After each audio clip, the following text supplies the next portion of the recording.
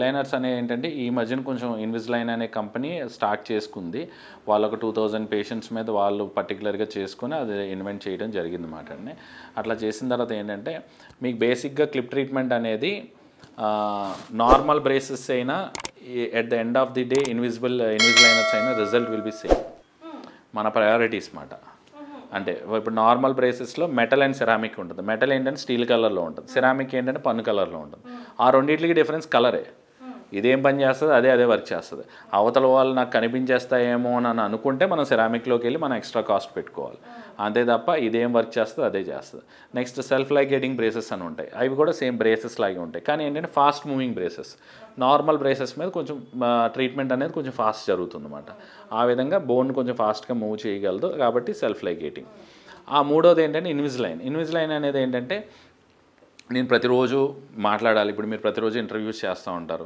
నేను ప్రతిరోజు చాలామందితో మాట్లాడాలి, నేను బోలన్ని ఇంటర్వ్యూస్ అటెండ్ అవ్వాలి. లేకపోతే కనుక ఆఫీస్లో వర్క్ చేసే వాళ్ళందరికీ బోలంత క్లయింట్స్ ఉంటారు, ఇంటర్నేషనల్ క్లయింట్స్ ఉంటారు. నేను పళ్ళుకి బ్రేసెస్ వేసుకుని కనిపించలేను నేను, బట్ నా పళ్ళుని సరి చేసుకోవాలనుకునే వాళ్ళకి ఇన్విజిలైనర్స్ అనేది ఉపయోగపడుతుంది. అందుకని దాని టైప్ ఆఫ్ కాస్ట్ అది ఉంటుంది.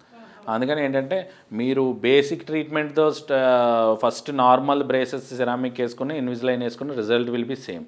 మీ ప్రయారిటీస్ ఏదనేది మనం చూసుకోవాలి.